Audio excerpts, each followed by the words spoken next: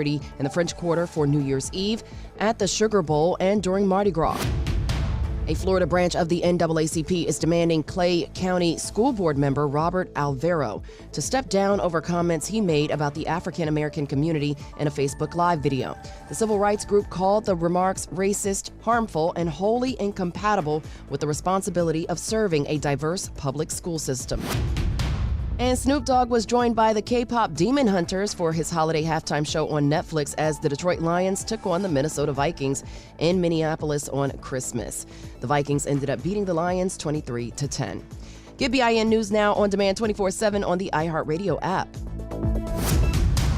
Good morning, wake up. The Good Morning Show. Good morning. On WBOK.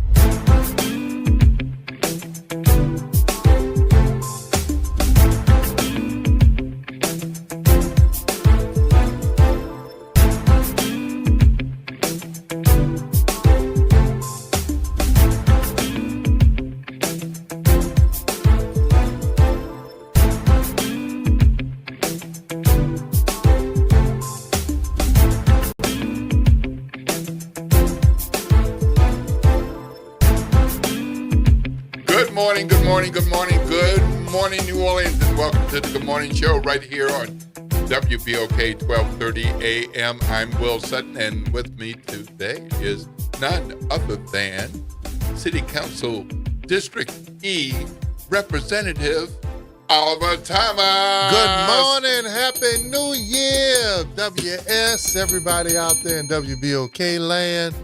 We got Nyron on the box. The early bird is always up and at 'em, and man, hopefully everybody had first of all, a year you survived. If you're listening, I know you survived. Hey. A year to build into next year, a year to forgive and be forgiven, and this year, going 2026, to love and care like you never loved and cared before. Absolutely, positively. And, 2025 was a hell of a year.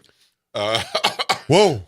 Hell of a year. It'd be hard to say these were the top 5 or top 10 things because you keep adding things to the list of things that happened.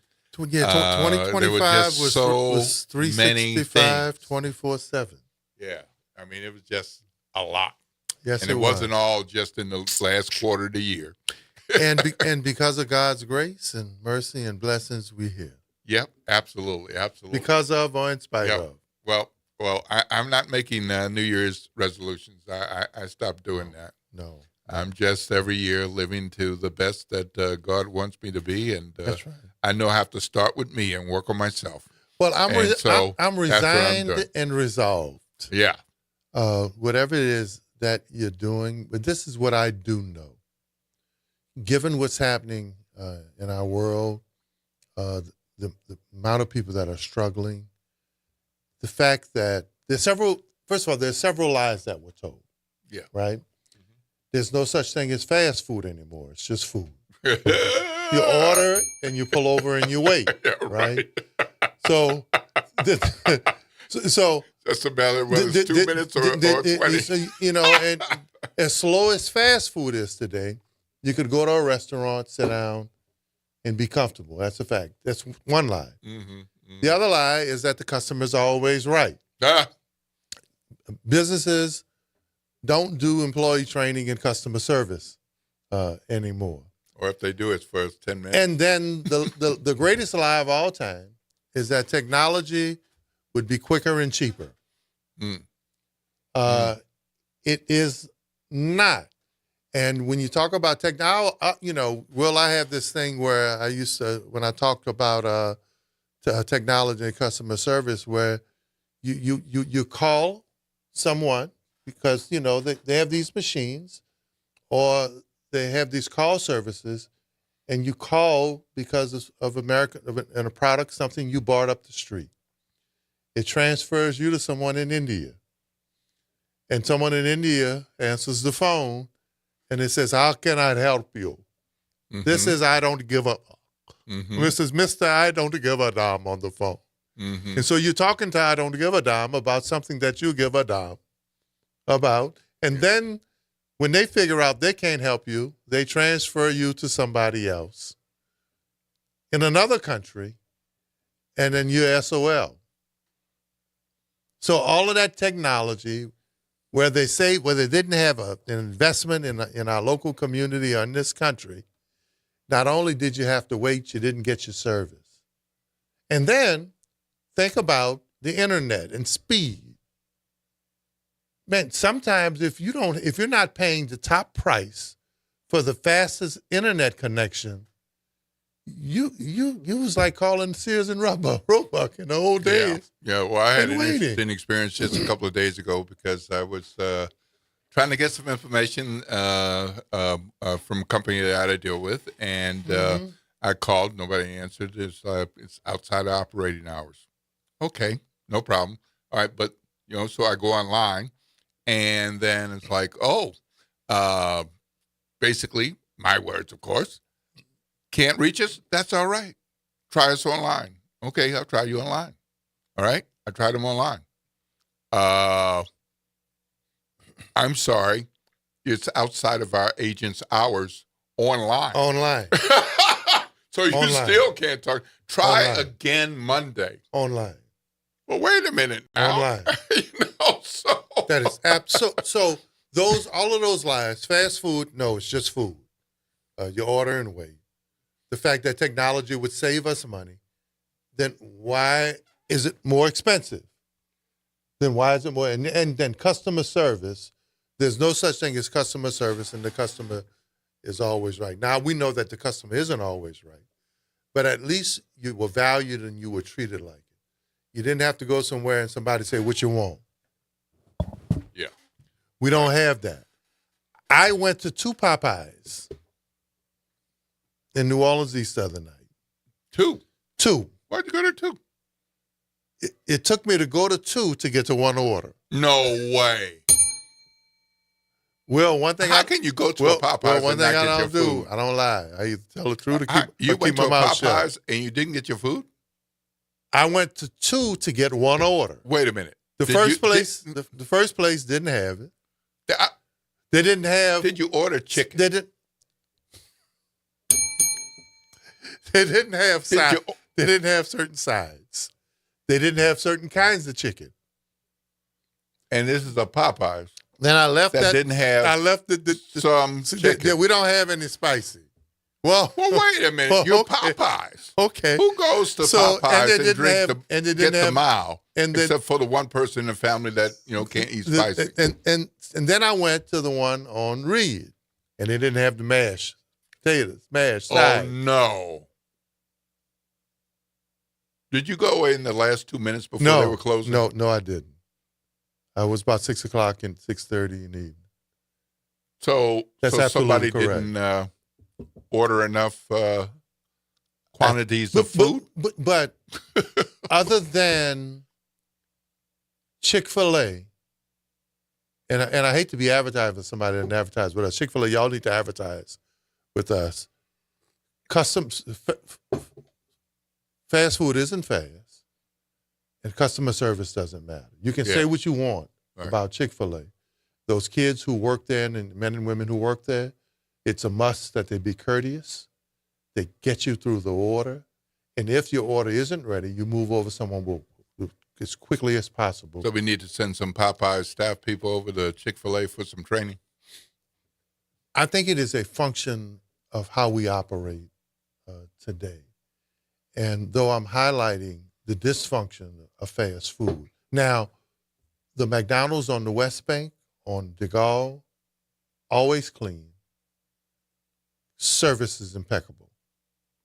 But then I know the owner, Louis Colin. Yep.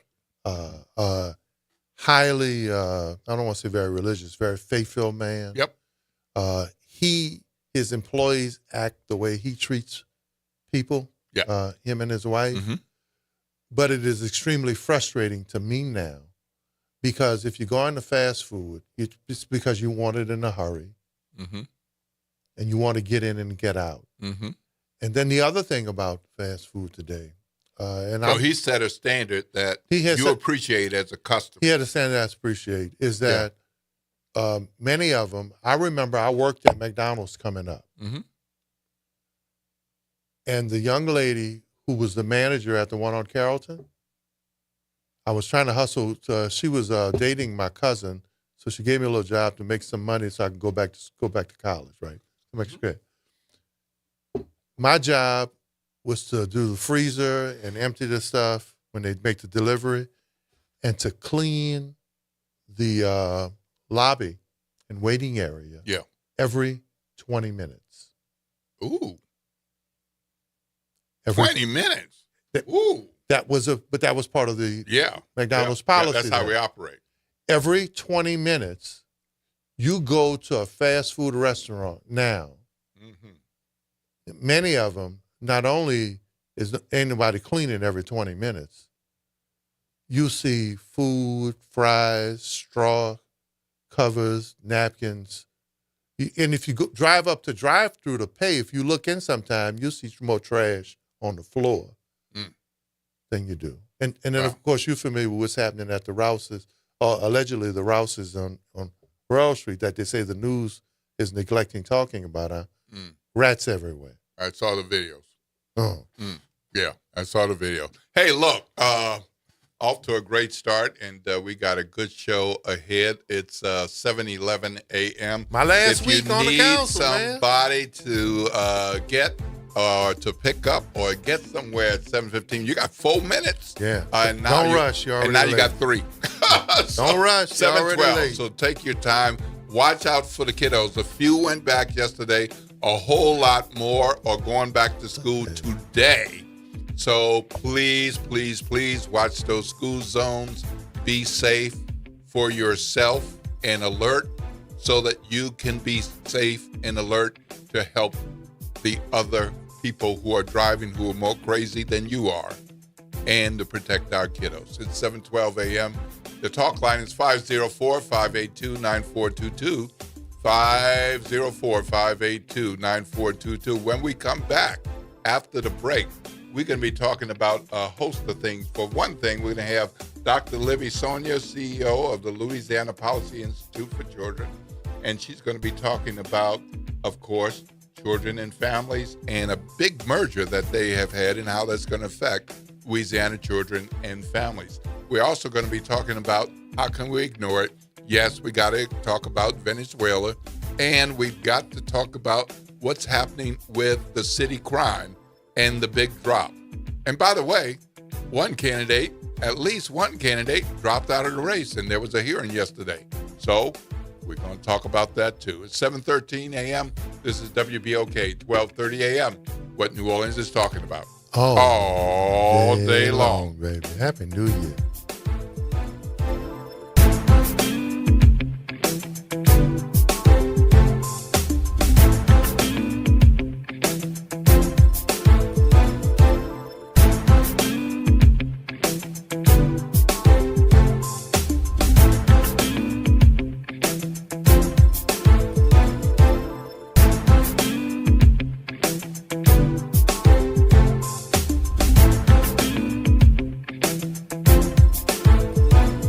This is the Bloomberg Black Business Beat, brought to you by FidelityWealthManagement.com.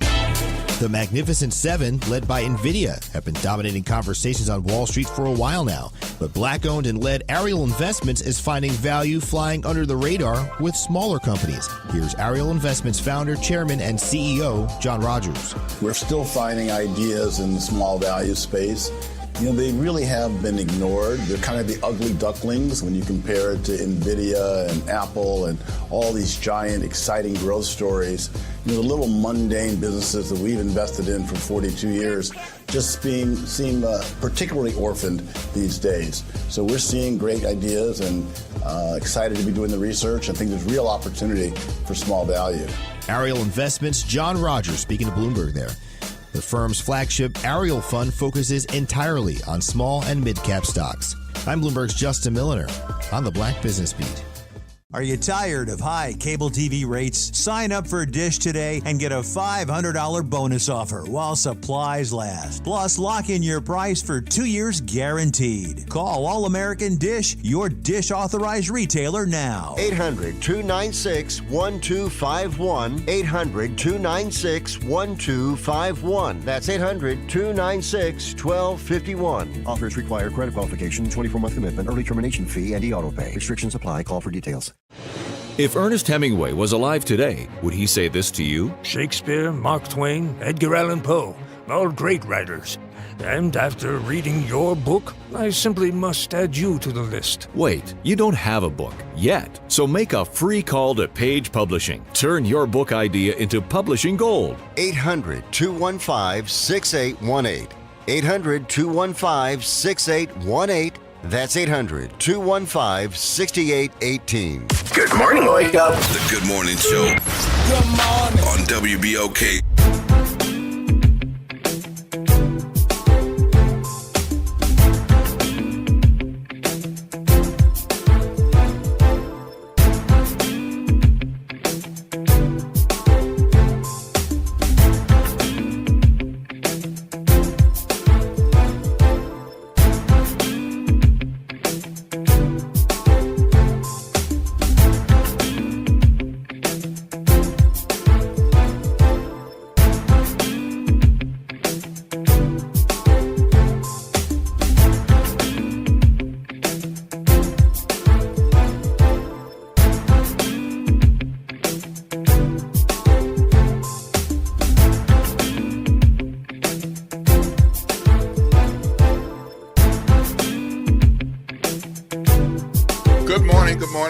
Good morning, New Orleans, and welcome back to the Good Morning Show.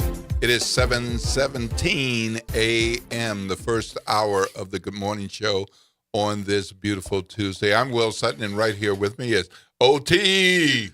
Hey, good morning. Happy New Year, everybody. Miss Jones, the queen of BOK, Mr. James, man, all our other listeners. Yeah. We appreciate y'all. We appreciate whether y'all you're on times AM 10. radio or the internet, YouTube, or our Facebook WBOK family who are listening and watching. Yeah. Just don't do that while y'all drive now. Right. So, be careful. Man, you got your National Association of Black Journalists. Yeah, I got that shirt on on, today. and I got mine. What you got on today? Hey, BOK. I pulled it out of the archives. All right. Man. Got on my BOK, man. All right. Well, Black so Radio is important. I have a prediction for you. A prediction? I do. You're making a prediction. I am, and it's about you. Well, it's about you. I'm all ears. Okay. So you have had quite a career as a public servant. Only person to serve 3 positions on the city council in the history of the city. Yes. Okay. I'm not bragging. You are an acknowledged king or prince, whatever they want to give you in terms of knowledge of city government operations. The only elected official that's ever been king of 3 different Mardi Gras and social and pleasure clubs. You have been an acknowledged whiz legislator of the year, budget and finance. Legislator of the year 3 times. The only person to get the budget right. They're all quoting me on the budget over a year ago. You have been I'm not bragging, a responsive representative to those in your B district. And I want, in your at-large and I got citywide district, and I got in your E district. And I got more votes in District E than all of the other mayoral candidates. And that means that there are a lot of people who have relied on you, counted on you, even if they weren't calling or emailing at that time because they remember something from 16 years ago or 6 months ago. And I'm so here's my prediction. Yeah. Come Monday, after this week, this my last you week. will not be city councilman Oliver Thomas. No. But here's what's going to happen on Monday and Tuesday and Wednesday. Oh, Lord. Councilman Thomas, Councilman Thomas. Yeah, why you ain't answer my email? Councilman Thomas. Councilman Thomas, can you help me? Who do I call for this? Or Councilman Thomas, can you help me? Councilman Thomas, I need to talk to you. Councilman Thomas, are you ready? Yeah. Yes. Yes. It's coming, my brother. First it's coming. There were two things, and I was talking to Jim Singleton again last night about his love and fear of the city and the state and where politics is right now. We were sharing some things. Him and I we're going hunting. That we've been doing that together for a long time, bonding with our group. And one of the things he prepared me for decades ago when I started working for him, there were a couple of realities about politics. Is that in many cases, the people who you do the most for will appreciate you the least. And the one time you can't do something for them, even if you did 10 other things, not only will they not support you, they will probably be, in many cases, your worst enemy. And then he said, once you're in public service, people will always expect you, especially if you've spent any time or tenure. Once you're in public service, people will depend on you if you've tried to do it the right way. And he was right. So for me, one of the ways I've tried to stay connected is, no, I won't be elected, but if I can help with best advice, I'll make a connection. Now, government is different today, man. You don't have the relationships, in many cases, between the community, people who were in and weren't in. Like give you an example.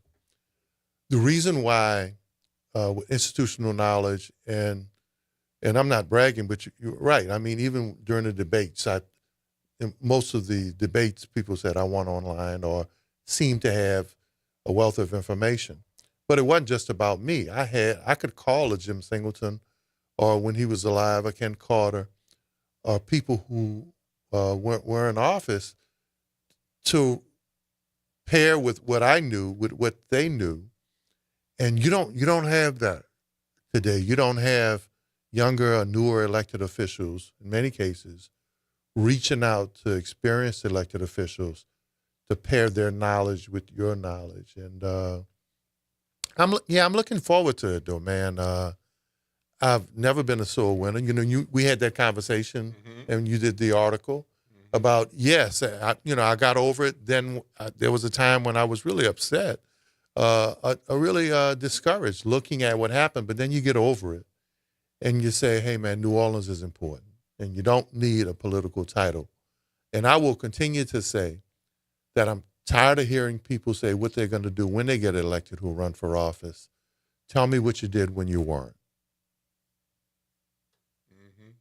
So, yeah, you predicted that correctly, Will. It's like people thinking you know everything that happens at the Advocate-Picayune. Oh, no. Or that every article or every editor's decision you were involved in it. Oh, no. Right. So I am prepared for that, and I'm looking forward to it. I'm going to continue a lot of my volunteer work. I'm looking forward to the new challenges in business. And as people see, I haven't stopped, man. I love this city. And I'm not mad at anybody. And I want the new council, the new administration to succeed. I'm concerned about these legislative races to fill vacant seats, though. I don't think there's enough concern out there about those seats, especially given our relationship or lack thereof with the state. The fact that we're trying to protect our home rule charter and the level of inexperience that we have. Now, folk can say, you're too old, you've been around too long, but isn't that knowing the playbook? Isn't that developing relationships to protect your constituents in your district? So I am hoping that, and people may want to buy into names and fresh new faces, some of this political lineage. But what I'm hoping for is that, man, we can elect some folk who know the playbook who understand the state constitution, who can protect our home rule charter. And I'm really concerned about that, especially these days. People today are not voting for experience, institutional knowledge, and people who can fight for them. There's a 15-second look at who you like or with negative ads. So I'm really concerned about these legislative seats, the reps and Senate seats that are open. Mm-hmm. Yeah, I think as you should be. And I think there are a number of people who share that concern. I don't know. I don't know. I think there are a number. I don't know. Well, here's the thing. So. I think there are a number of people who share that concern, but I'm not saying they're large numbers. Because first of all, unfortunately, I don't think we have large numbers who are excited or interested in the darn races, which is a problem. We're going to talk about that some more on the Good Morning Show. Right now, we got to take a break. Yeah. And when we come back, I know that we'll have coming up Libby Sonia from the Louisiana Policy Institute for Children. But we got more to talk about. So we're going to be talking on the Good Morning Show. We're going to end as we go to break, man. Think about it. I mean, they got people running for office now who have famous names, but I ain't never seen them before. I've never seen. I've seen you twice in 30 years. Okay. And now you want to represent a community where we never see you. All right. And I mean, that's just. I get you. Keeping it real, 101. It's 7:26 a.m. You got somewhere to be at 7:30. You got 4 minutes to be there. Hopefully, it's on the other side of the bed and your laptop and phone are ready to go and fired up. Otherwise, you're pulling in a parking spot and you can jump out of the car, lock it, and get into the break room. Put your bag down, grab a cup of coffee or tea, and get ready for your day. It's 7:27. We've got to go to break. The talk line's 504-582-9422. This is WBOK, 1230 a.m., what New Orleans is talking about. All day long.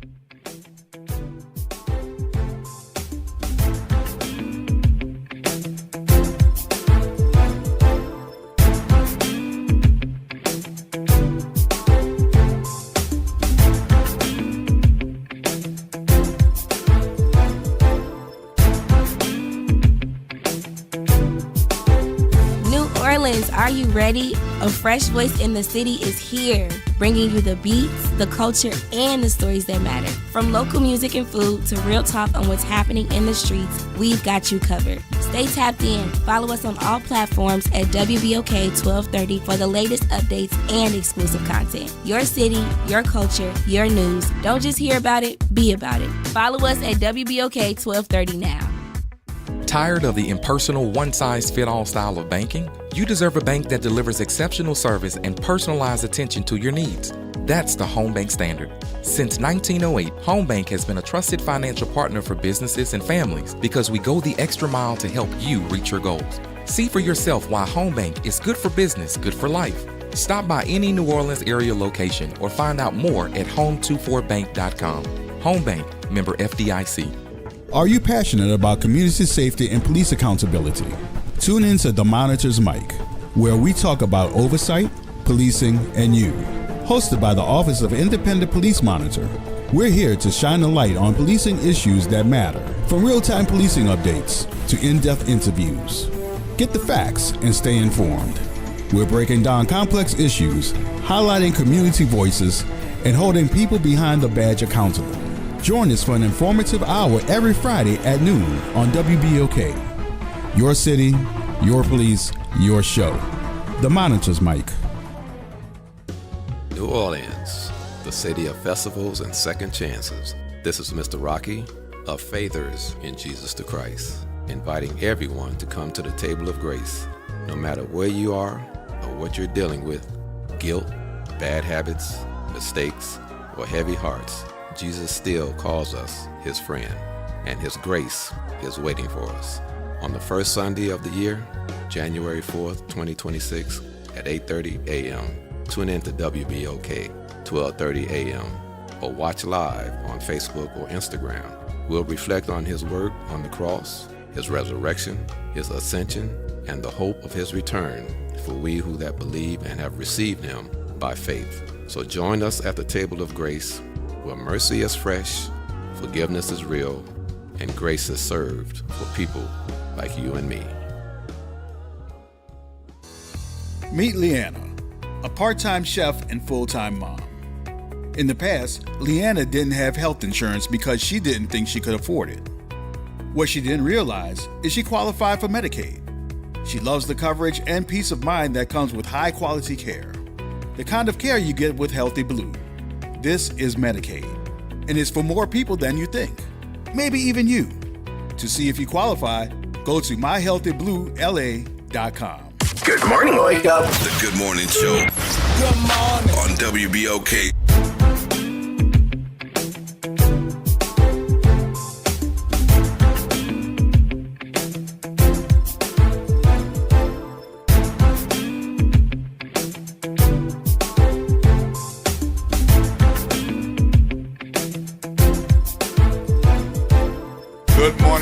Good morning, New Orleans, and welcome back to the Good Morning Show. It is 7:31 in the beautiful, the gorgeous, the incredible, the incomparable, the one and only New Orleans, city of New Orleans. Yeah, man. You know what? Happy New Year! You know, for all y'all folks who you've been here and you've been here and you've been here, and maybe you haven't lived someplace else, let me tell you, I have lived a number of places in my career. So have I. Okay?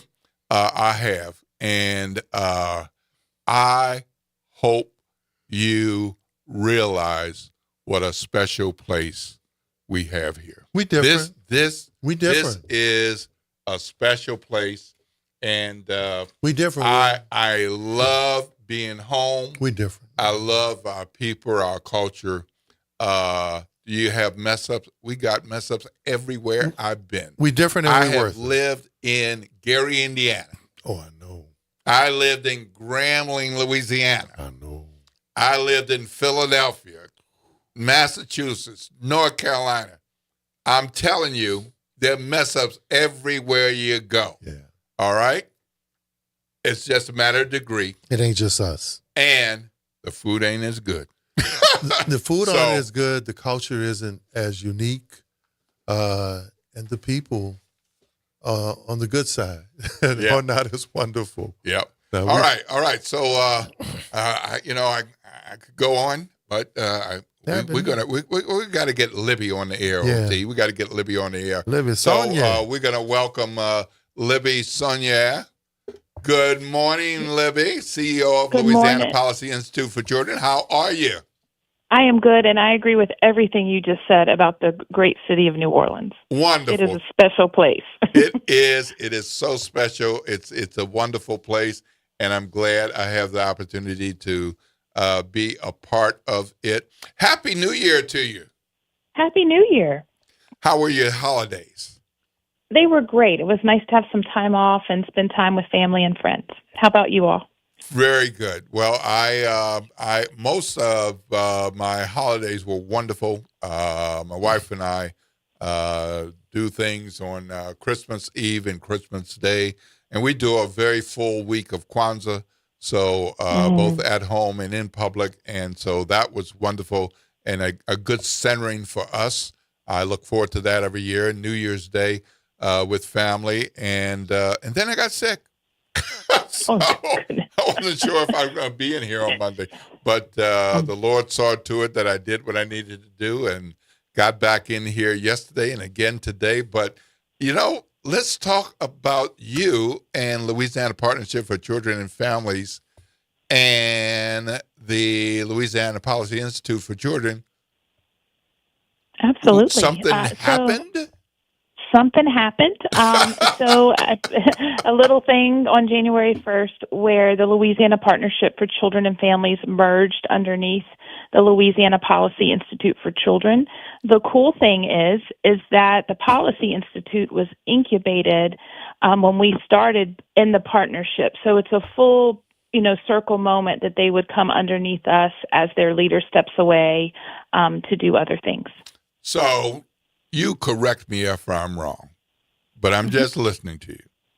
So the mama birthed the child, the mama got older, and now it's time for the mama to be with the child. Pretty much, that's how it works. on Epiphany Tuesday. Yeah, right. On All Kings Day. Well, how is this helping Louisiana children and families generally, and what does this mean in terms of the operations of the groups? So sure. So really, our children and families benefit from a stronger, more unified advocacy voice for young children and their families in Louisiana. And what it does is it really brings our two organizations together and helps, with limited resources go farther. It helps create operational efficiencies and strengthening, our impact across the state. Effectively, what it means on our day-to-day is that we're carrying out the mission of the partnership related to their policy platforms for young children in the state of Louisiana. We launched at the Policy Institute in 2021 the Go Far Louisiana initiative, and it's really a collaborative statewide effort to improve the comprehensive well-being of families prenatal to age 5. And so the partnership was part of that work when we launched it, and it just made sense that as their leader steps away, that we would continue that mission forward with our Go Far initiative that falls in line with both of the organization's missions. Yeah, let me first of all, congratulations and thank you. I think the partnership, first of all, the partnership is wonderful, and the merger is even better. I always tell people, Will, about the definition of insanity. What we've done in the last several decades, for maybe a century or so, Louisiana has never had a strong national position as it relates to children. As a matter of fact, the Alice Report, the last several years, says that we're 50th in the well-being of children, economically 49th in a lot of the different categories as it relates to children and families. So one of the criticisms from folk around the country is that there wasn't enough dual efforts, right, that focused on the same mission of strengthening our position for children. So talk about, when you look at the Alice Report, when you look at here locally, the Data Center Report on poverty, especially post-Katrina, how black children here are poorer than they were pre-Katrina, and in many cases how families, I think only 30% of African-American kids, are growing up in a house with a responsible adult. How does the partnership begin to deal with those stats economically, educationally, and as it relates to families? Sure. So as the Louisiana Partnership for Children and Families comes underneath our organization at the Louisiana Policy Institute for Children, and we work with, our friends at United Way Southeast Louisiana and other United Ways across the state related to the ALICE data. And what does it mean for families really to have access to quality supports and services that they need. And so this merger allows us to really leverage resources and relationships to continue to do the hard work so that we're not going to be 50th. Louisiana has many things to be proud of, and because of the existence of the Partnership for Children and Families, they were able to create the Child Death Review Panel. They were able to secure legislation to create a Louisiana Child Ombudsman so that we're able to protect children and families. They were able to fight child labor law repealing and helping to secure critical legislation around taxes, ending taxes on diapers, and so many things. And so we at the Policy Institute for Children want to carry that work forward because we know that helps everyday Louisiana children and families. And at the end of the day, the North Star is that we have children and their families that are thriving, not just surviving, to the point you made about all the struggles that our families are making. And one of the things that we've been able to do at the Policy Institute for Children with our Go Far initiative is really, how do we strengthen families? How do we ensure that we have daddies who we know want to be involved in young children's lives? How do we have structures in place that help them to do that and not hurt them?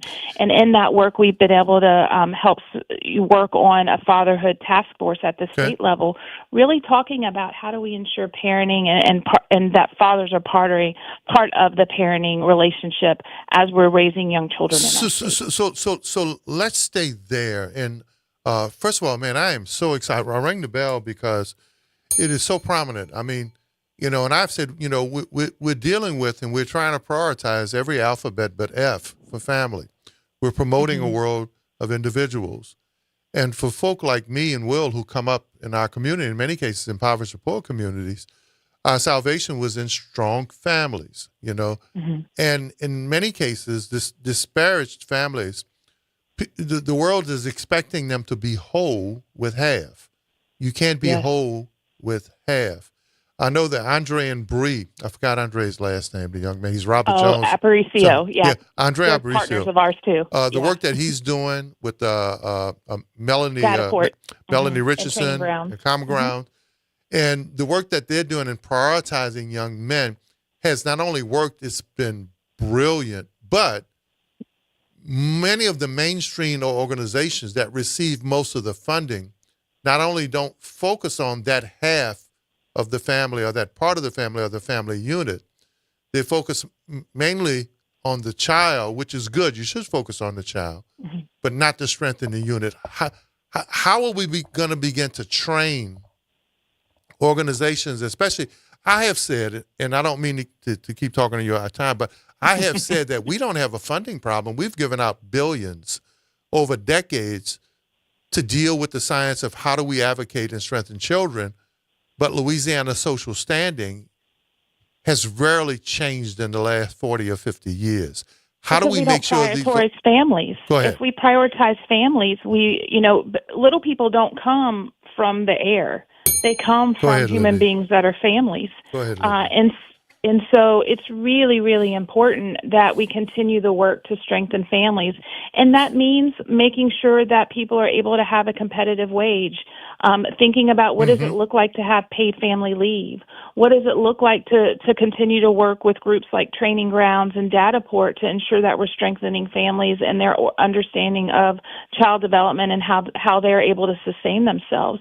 We know from economic unrest at every level that families can't give what they don't have.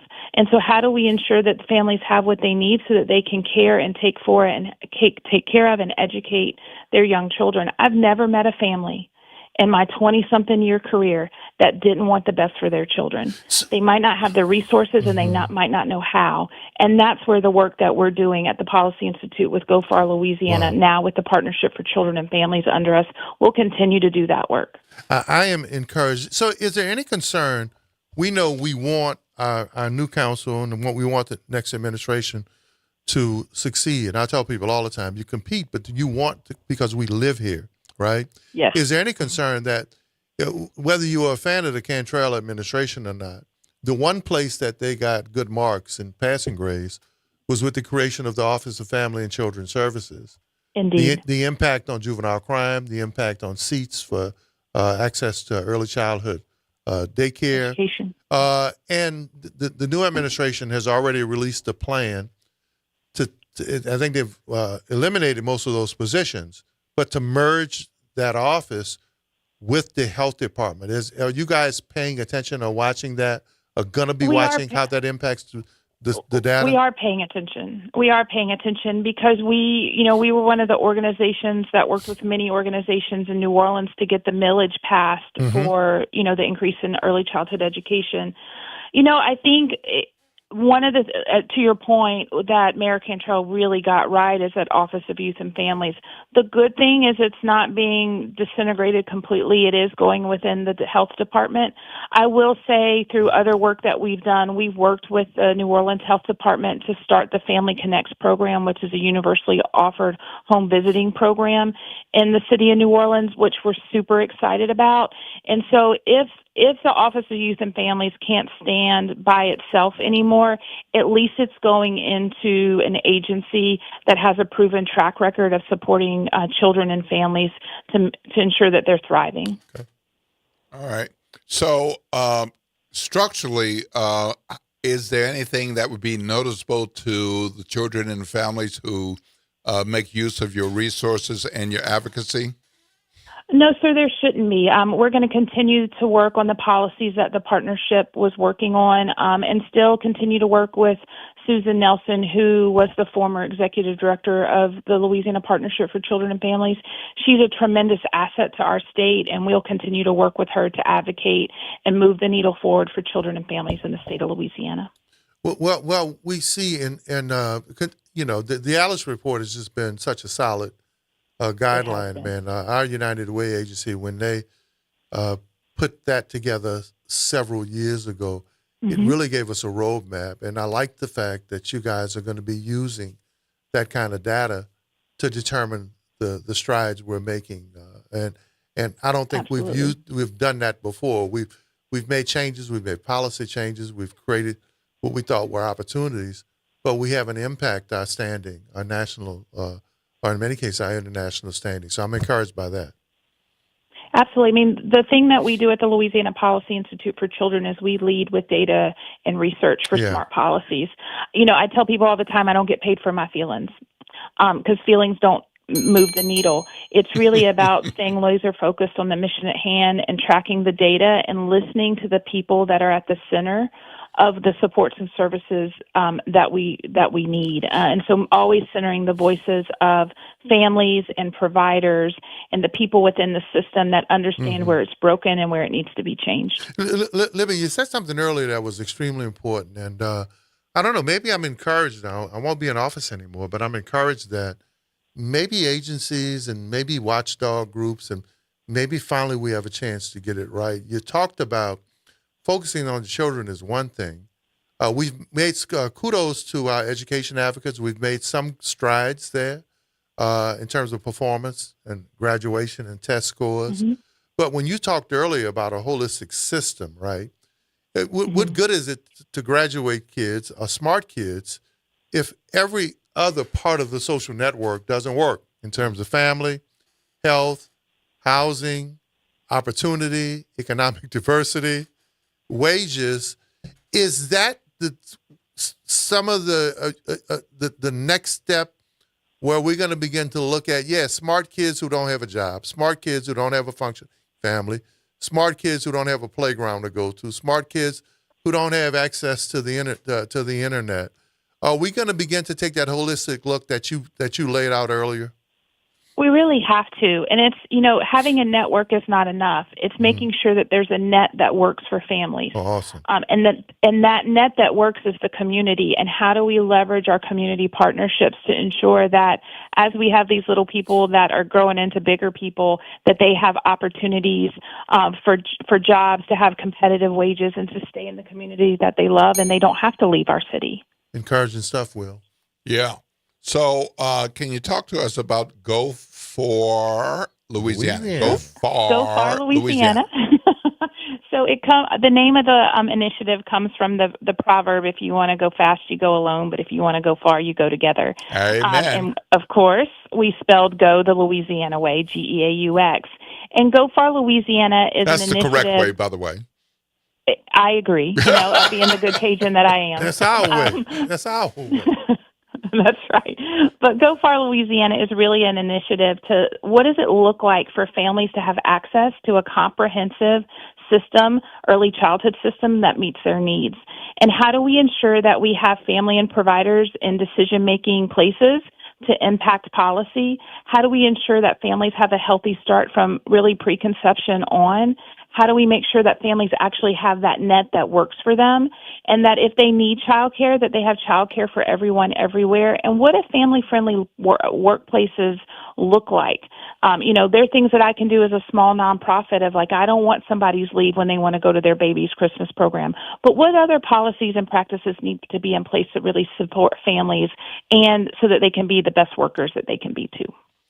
Well, that sounds good, and I'm sure that's music to a lot of parents, and not just moms, who would, like to think of their reality being something like that.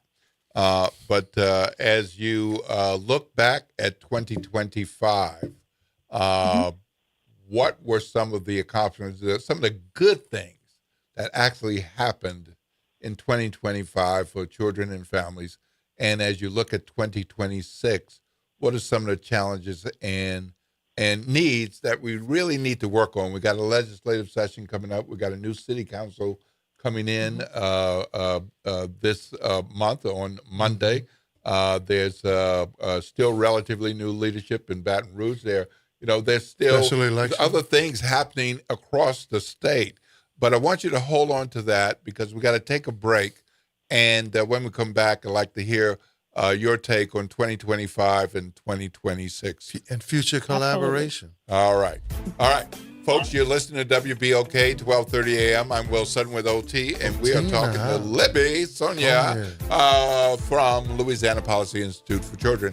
And we're talking about the merger of the Louisiana Partnership for Children and Families with the Louisiana Policy Institute Train up for a Children. child in the way that they should go. What's good for children and families in the state Train of up a Louisiana. child in the way that they should go. And when The they're talk old, line is they will not depart 504 from it. 582-9422. You're listening to WBOK, 1230 a.m. What New Orleans is talking about all day long.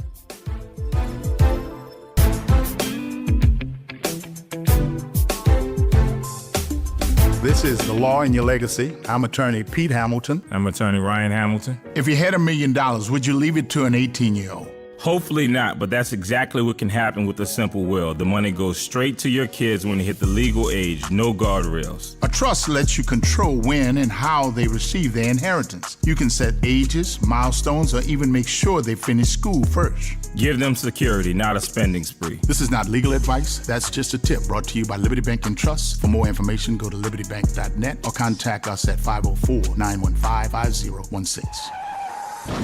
A careless driver can change your life in an instant.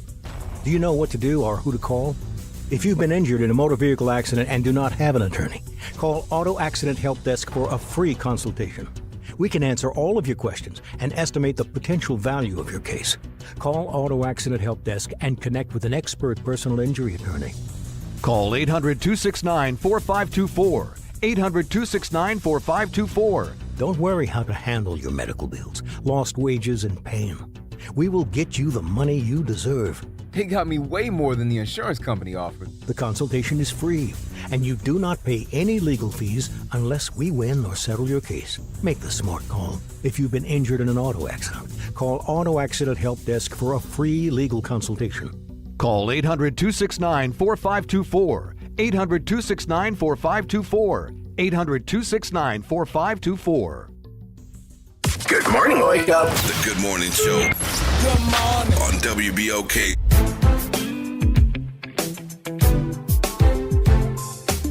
Good morning, New Orleans. Welcome back to the Good Morning Show. For those of you all who have been with us since 7 or shortly after 7 or even just a few minutes ago, and welcome to the Good Morning Show. For those of you all who are just tuning in, I'm Will Sutton with OT, and we are talking to Dr. Libby Sonia, who heads the Louisiana Policy Institute for Children.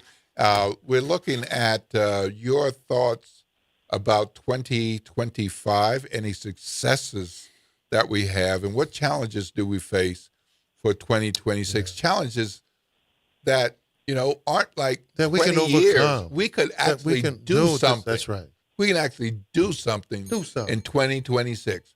How's your 2025 look back, and what about 2026?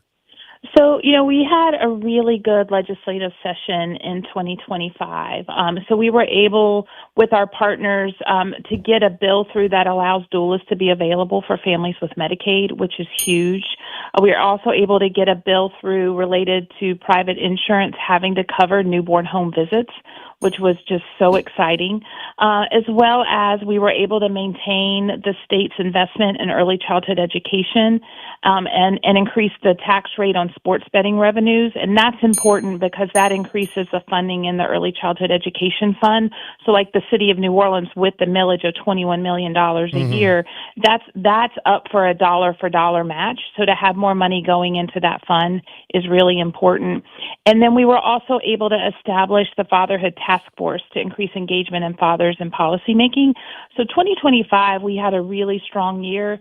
Looking ahead to 2026, we know that because of federal changes, the state is going to have potentially some limited resources. So it's going to be really important that we maintain the level of support and funding that we have related to early childhood education and to other supports and services for children and their families, all the while collaborating and working in partnership with our partners from, our places like United Way Southeast Louisiana and others across the state.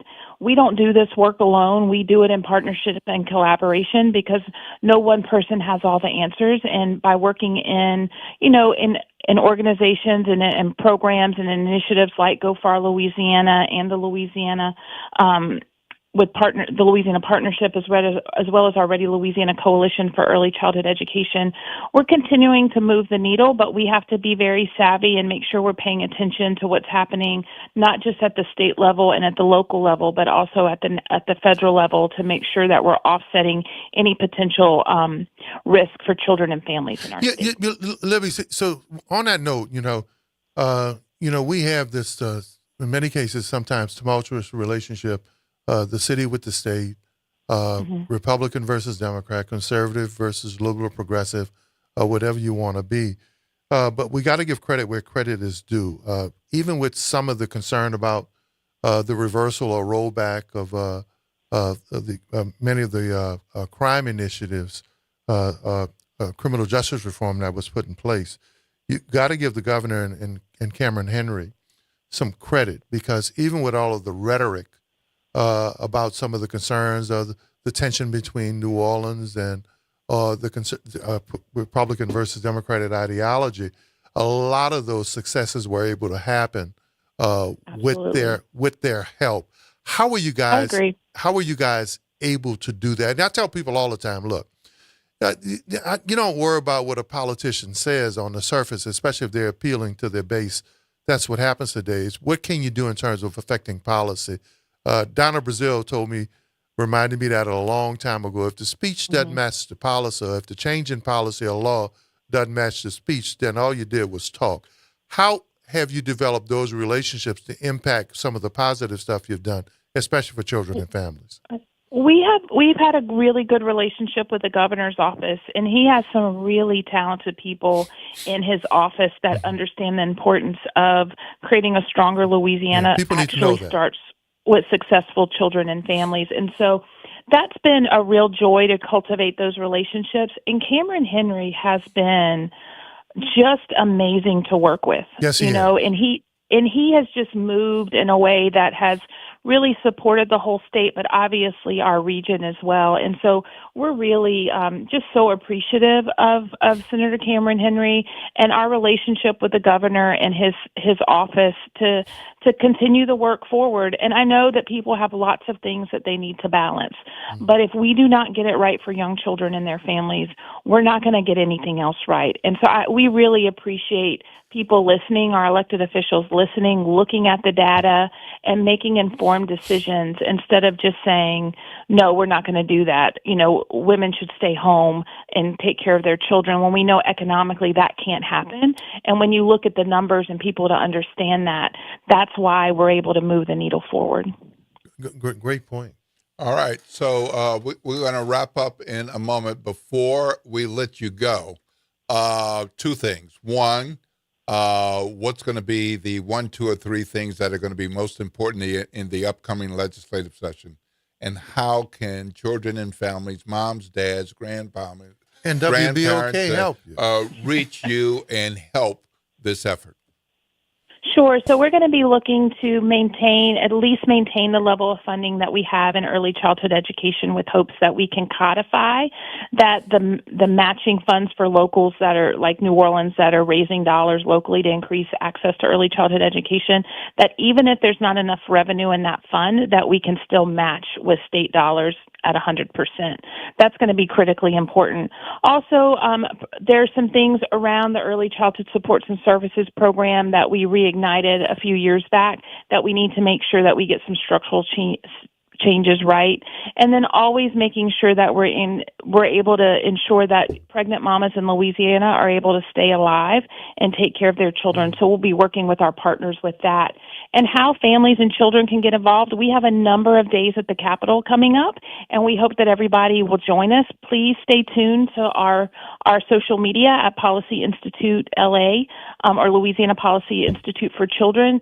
Keep in touch with us. We're going to be posting about the days at the Capitol, and come. It matters when our elected officials see you and they hear your stories about how you're working hard to take care of your families, but it's not quite enough and you need support. Libby, and thank you guys for your work with Andre Aparicio and Bree and Training Grounds. He's fantastic. And others. And I'm hoping there's a national attention now. The CNBC economic report in February 2024 said Black men and boys are missing from the nation's economy.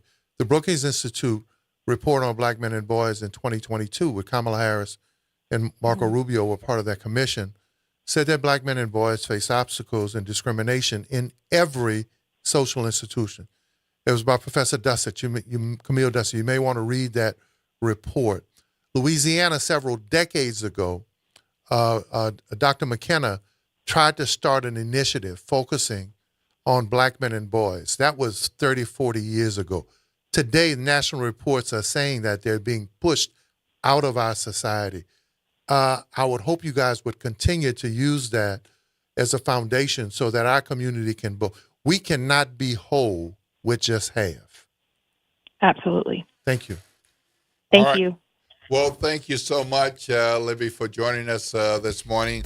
Thank you for all the work that you all do. Congratulations on emerging the efficiencies that it would provide to do, Great work. have a greater, sharper focus on the things that you'll be doing. It feels like a strong family move. Yeah. Pull together closer and make this work. Right. All right. Thank y'all so much. Thank you. All Look right. forward to you coming back. Have a blessed day. All right, folks, it's 8:01 a.m., and this is the Good Morning Show. The talk line is 504-582-9422 and 504-582-9422. When we come back, we're going to talk some more about the races that we have. And we need to talk about crime reduction in New Orleans. Sustainable crime reduction. Yes. And we need to talk about our police officers not getting paid their money. What a bummer. That's just a few things that we got to talk about coming up on the Good Morning Show. This is WBOK 1230 a.m. What New Orleans is talking about all day long.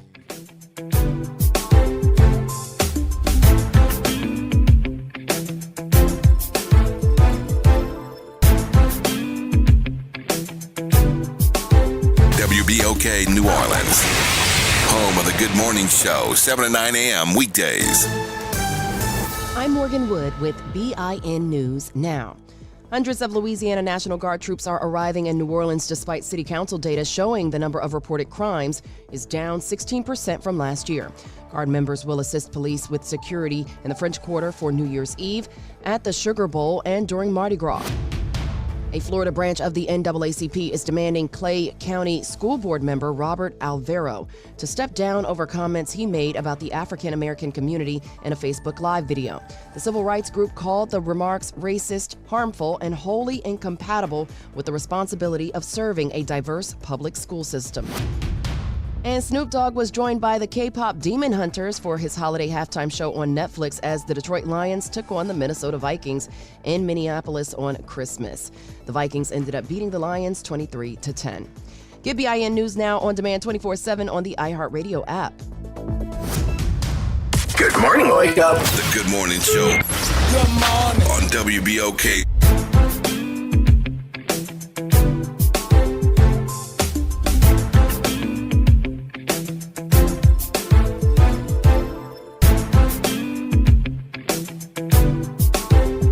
Good morning. Good morning, New Orleans. Welcome back to the Good Morning Show. For those of you all who have been with us, what a good conversation with Libby. Yeah, man, I'm encouraged, Will. Yeah. Stuff. I mean, that work is never ending. Yeah. I don't think we're going to have a world or state without people making babies. Yeah. And so there's going to always be a need to think about how we take care of each other, how families take care of each other, how we take care of the babies who didn't ask to be here.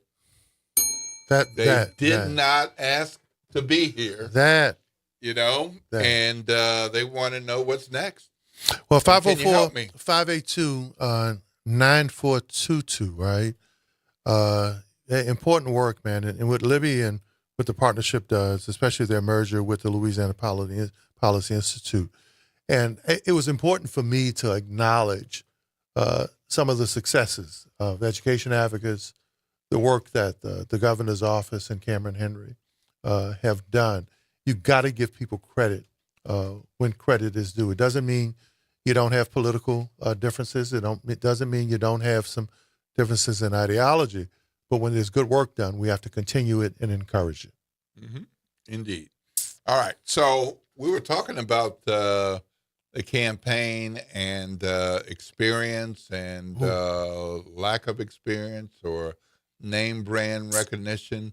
And one of the people out there who does not have citywide name brand recognition, does not have district-wide you may know him now. Name brand recognition, does not have much recognition even after qualifying as a candidate to follow State Representative Matthew Willard in the state legislative representative District 97 is one David Cook. Who? David Cook. Who's that? Yeah, David Cook. Yep. So David Cook filed and was qualified to run for that seat, as were also qualifying Ed Murray and Eugene Green, both qualified for that race. But there was a development yesterday, and at the court hearing yesterday morning, we told you about that yesterday morning, but of course the hearing had not taken place. But Mr. Cook was disqualified. So he was qualified, then disqualified. So now he's not qualified. So now he is not qualified. So David Cook, who not many people knew, became qualified. And compared to the other races, that's the race with the fewest number of candidates. There are only 3. But no, right now there's only but 2. Hold on. There's a development. Wait. No. Breaking news. Breaking news. 504-582-9422. Breaking news. Y'all better be paying attention to these elections, guys. David Cook says he's going to challenge the judge's ruling. So he was qualified, then not qualified, and now that he's not qualified, he's going to challenge the fact that he was disqualified. Yes. And let's get to the basis. Not paying taxes. Well, I mean, now, I don't blame they tried to get me on that. It's not like there aren't people. I won't speak for you, but it's not like there aren't people who haven't paid taxes at one point or another. Will. And I won't speak for you. Will, they tried. I had checked all the boxes. Then all of a sudden, somebody at the state unchecked the box. And at the last minute, after I got stamped, approved, somebody did some kind of finagling to say, they was plotting there. They was plotting on me. Well, I made it through, though. Monday, Civil District Court Judge Sidney Cates IV found that David Cook lacked the evidence to support his claim that he wasn't required to file taxes because he didn't make make enough money. He said that he didn't make enough money. On the surface, it sounds good. But, if I ain't made no money, why should I file? Well, excuse me. If I didn't make any money. Yeah. But that's not the law. Well, but you still got to file. You're supposed to file. And he acknowledged that he gets Social Security income. And who is this person again? He is an investigator, individual investigator. He has done work for the district attorney's office. He's an investigator. He is an That's investigator. his job. So he didn't investigate himself. He's that's a bell private investigator who didn't and, investigate himself. Well, apparently there was enough investigation of his tax record brought to the attention of the clerk's office and the judge. And Judge Kate said, based on what I see, you have not paid the taxes that you should have paid, and you are disqualified. So this was a challenge that had been filed, and it's interesting because, most legitimate, good, strong candidates know the basic rules. The basic rules. He's an investigator. You need to make sure you correct with your birth date, your residence, that you are registered voter. That if there's an issue on homestead, you need to make sure that's like a legit homestead. Your state taxes are filed. Right. You need to make sure that you have paid your federal, state, local taxes. Well, you don't even have to pay them as long as you file. Right. Just file. You have to file. Yeah.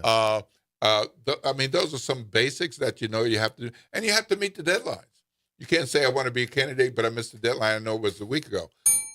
And one of the reasons I don't like the phrase "the field is set," because we use the field is set at the end of qualifying at 4:31 p.m. on the last day of qualifying. But that doesn't mean it's set. It is not set because there can be challenges. And in this case, what happened was the filing deadline was on the 19th. And what's happening on the weekend after the 19th? Getting ready for Christmas. And what happens after the 19th? There are holidays. And so the challenge is supposed to be filed within a week, except when there are holidays that account. So there's extra time to be able to file the challenge. So the challenge was filed, and David Cook lost in court yesterday. And now David Cook says he will appeal the ruling. So I guess that means he has proof that he hasn't made enough money and that there's no reason to file, except I don't understand the part where I don't have to file and show the government I didn't make enough So money. can I share some of my experience Please with that? do. Okay.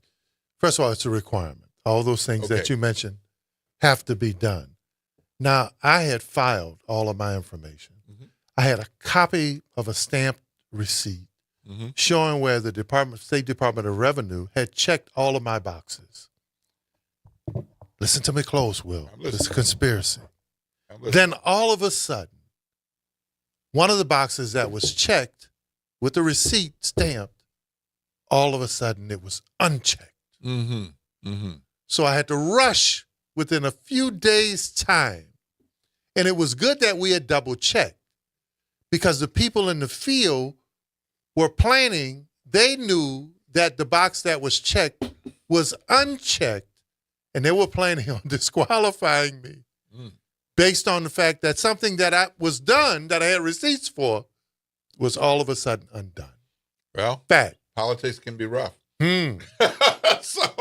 So at this moment, this leaves in the race for District 97 two candidates.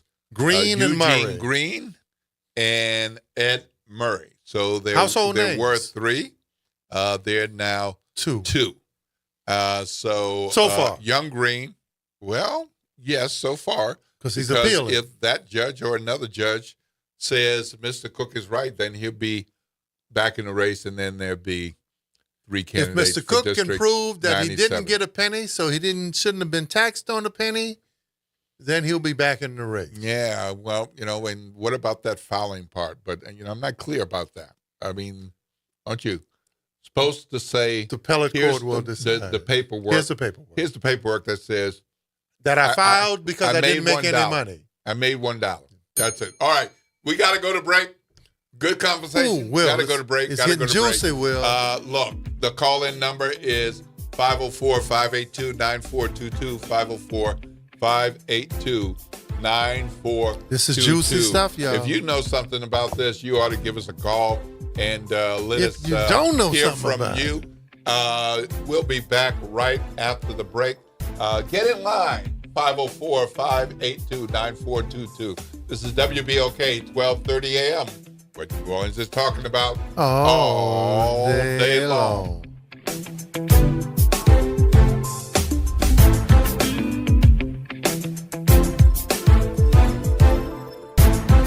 This is your news update for WBOK from WDSU. For all your news and weather, watch WDSU News, New Orleans' leader in live, local, late-breaking news. Today at noon and 4 p.m. Norman Robinson is back. Can you hear me now? And he's taking no prisoners. Can you hear me now? Each weekday, Norman Robinson brings you commentary with Off the Top. The incident was shocking, disturbing, disgusting, disappointing, and sad. Each weekday, Off the Top with Norman Robinson is heard exclusively right here.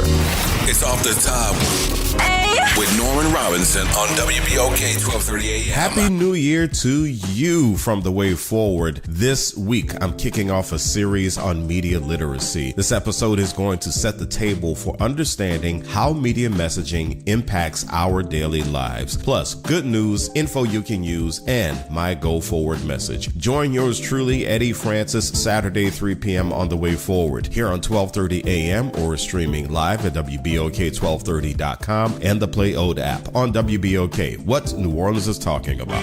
Real issues, real talk, real solutions. Miss an episode of The Reality Check? You can catch every episode anytime. Search WBOK Media on your favorite podcast app to tap the bold commentary, real-time reactions, and powerful perspectives from the people and leaders shaping our city. Download, share, and rate it 5 stars because the real ones always stay informed. Hey everybody, it's Graylin Bryant Banks and Kimber White Dupree from the Front Porch. Some combos are too good to miss. Now you can pull up a chair to the front porch anytime. Just search WBOK Media and subscribe to the Front Porch Podcast. Download, share, and hit us with a 5-star rating because New Orleans culture deserves to be heard loud and clear. Good morning, wake up. The Good Morning Show. Good morning. On WBOK.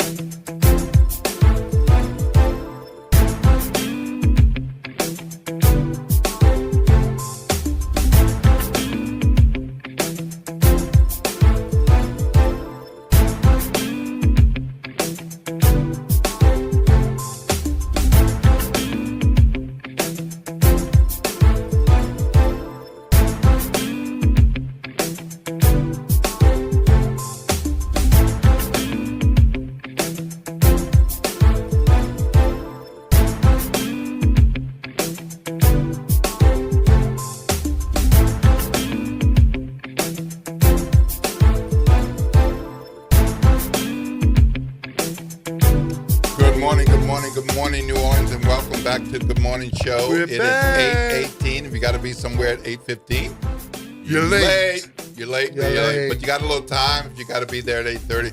And remember, some kiddos went to school yesterday. Many more went back to school today. A lot of more. And you need to be careful because the school zone speed limits are in effect until 9 o'clock. Right when the Good Morning Show ends and as the Front Porch starts. So make sure that you take care as you run out of the house and do what you need to do. Watch out for our babies. Make sure they are getting out of the cars, out of the buses, and into school safely. Shout out to all assistant principals on transportation duty. Yeah. Making sure that they get everybody in. Hey, look, we've been talking about this state representative district 97 seat and the disqualification of David Cook, who says he's going to challenge that. And if he is out of the race, that would leave Eugene Green and Ed Murray. But David Cook said, don't count him out. Right now, we got to hear from Noonie Man. Good morning, Noonie Man. You're on with Will Sutton. How's everybody and doing? How's everybody doing? Fabulous. Happy New Year. Happy New Year. All right. I'm here to talk about this District 97 race with the disqualification. All right, let's go. I ran for District 97, and the same judge ruled against me. He had no grounds. He had nothing. I had my proof. But let me tell you what I find, OT, and Will, that's funny. This is the funny thing. I said I was down there at the courthouse. I went in there for the trial. But my problem is this. How could Monique Green work for the city of New Orleans and be the lawyer in the case, and then Sandra Green, who is Eugene chief of staff, is the complainant? And she did that to another person. Politics is dirty. It's dirty at the end of the day because my thing is, look like by Monique Green representing and being Eugene legislative aide and working for the city of New Orleans, you in court on city time? Something is wrong with that. Monique Green, you on city time and you going to court for a case. They stood in court 2 hours, right? Now, let's say they was on a lunch break. A lunch break is just 30 minutes. So I'm trying to figure out how they got time to do that in the court and how Monique Green them going to do that. You know what I'm saying? It's a disgrace that dirty politics is being played. And I don't care who don't like it because Sandra did the same thing to Mr. Kevin Griffin. But they're using the city office to get rid of candidates. It's a disgrace, and it's not right. You know what I'm saying, OT and Will, because it just looks funny that Monique Green works in Eugene Green office. Yeah, that was interesting to me. Yeah, and well, first of all, Noonan, thank you for your service, man, and and the work that you have done, especially on a lot of critical issues. We're actually going to need you with the new administration and new council coming in. Yes, sir. We're going to need you even more, especially given that you've paid attention to policy and budgeting. So, man, looking forward to watching you work from afar. We appreciate you. Yeah. All right. And it just looked funny to me. You know what I'm saying? That don't look right. You can work for the council member in the city of New Orleans, and you're going to be the lawyer when you're supposed to be on city time. Now, they can try to debate it. I call the Ethnics Board. The Ethnics Board said that ain't right. You know what I'm saying? Gotcha. So, yeah, we're going to talk. That was that was a little strange to me that the complainant would be that close to the candidate. Usually, it's done. Well, you know. Let me challenge that. Yeah. Okay. So, Sandra Green Thomas, Monique Green, are not related to the city council member. Not related to the Green. Okay. All right. So let's just put that out there. Right. Okay. And they're city employees. Mm-hmm. Right. Okay. There are no rules or regulations. There's no prohibition. Who can run for office? There's some rules about campaign. There's some rules about campaign.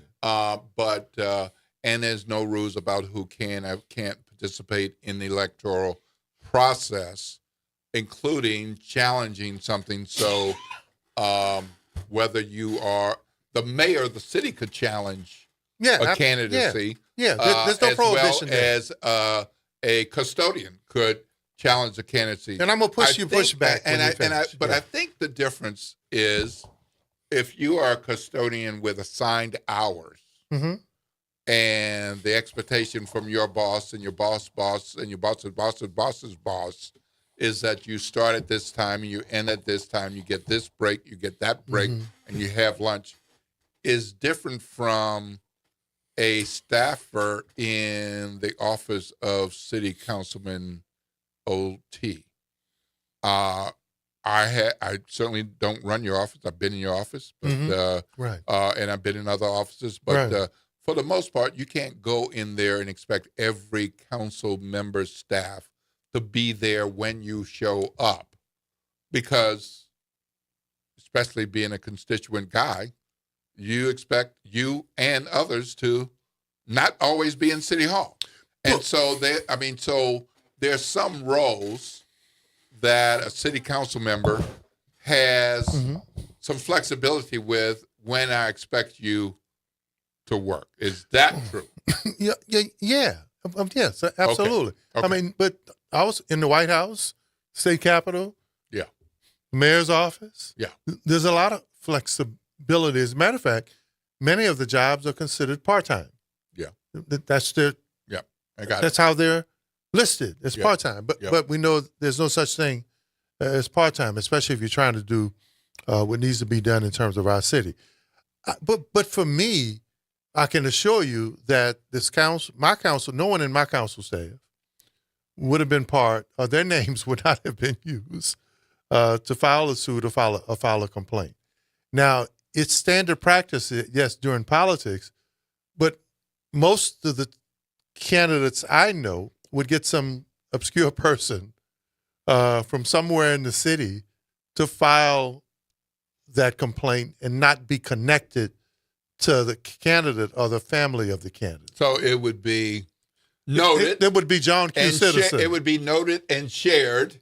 Absolutely. And, made a certainty that someone would have it happen. But you couldn't say there would be it was OT's staff or OT's cousin. So correct. there would be some distance. There would be some distance. Okay. Because it happens all the time. Yeah. I've just never seen it happen this close. Okay. To I would not have advised the Greens to use somebody that close to them, whether they were right or wrong.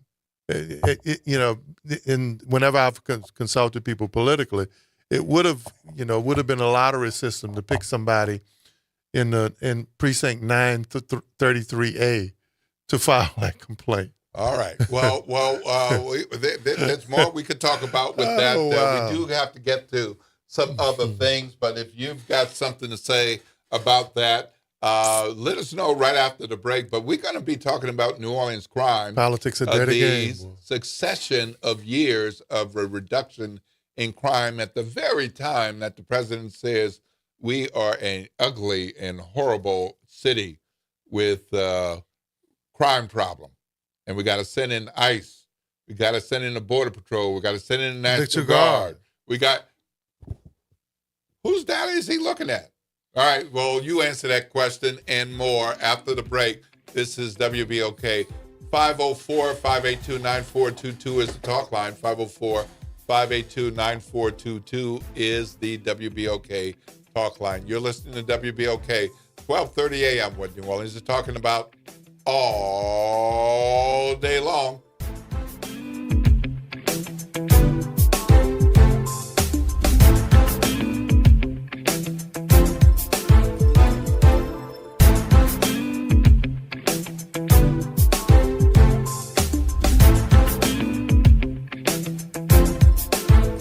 This is your news update for WBOK from WDSU. For all your news and weather, watch WDSU News, New Orleans' leader in live, local, late-breaking news. Today at noon and 4 p.m. The headlines for the week continue to be fog and the heat. Today, we are expected to hit a high of 80 degrees. That could shatter some of the records across the area. Looking at some partly cloudy skies. And then as we get to tonight, more fog will develop as we do head into our Wednesday. Another chance for that on Thursday. Highs for both Wednesday and Thursday also into the upper 70s, possibly low 80s. And then rain chances by Friday. From the WDSU First Warning Weather Center, I'm Raven Richard. Hoops, heat, the truth, on demand. Ball Don't Lie is now live on all podcast platforms. Tap in, search WBOK Media, find Ball Don't Lie, and bring the fire with you wherever you go.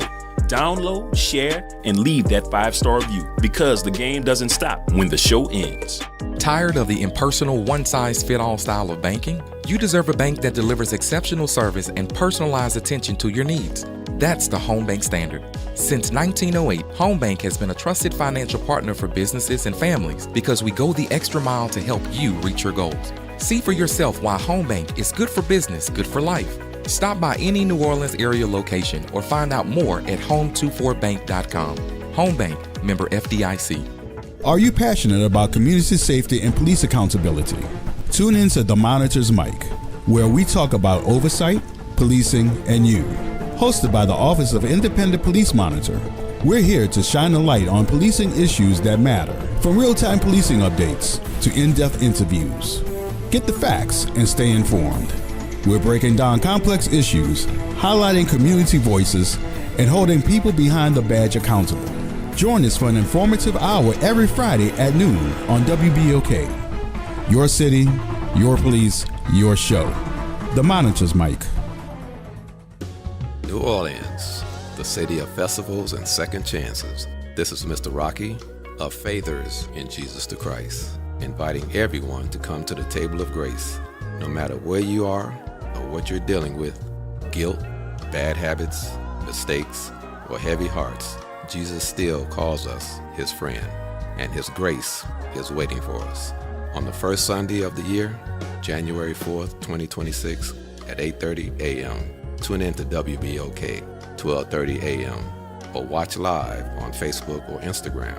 We'll reflect on his work on the cross, his resurrection, his ascension, and the hope of his return for we who that believe and have received him by faith. So join us at the table of grace, where mercy is fresh, forgiveness is real, and grace is served for people like you and me. Good morning, Wake Up. The Good Morning Show. Good morning. On WBOK.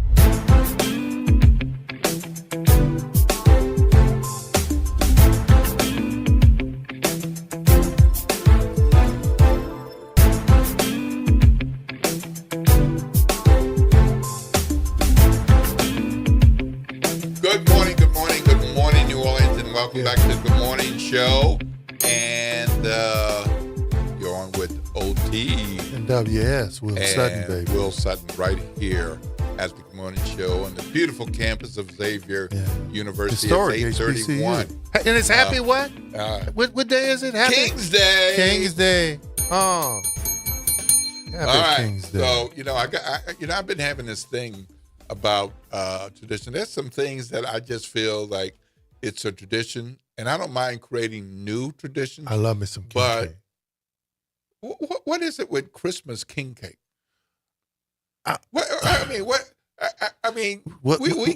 can't just have let me king say this. cake Let me say this, Will. until January 6th. Let me say this. I'm seeing these things flying out of the door of the stores. Will. They're even in freaking convenience stores. Will, breaking news right here. Before January 6th. Breaking news. Okay. Called capitalism. So, and people capitalizing on something that's popular, which is threatening our tradition. It's just like, look, first of all of you out-of-towners and people who are not from here, you heard me. We love y'all. We don't want no pineapples and weenies in our gumbo.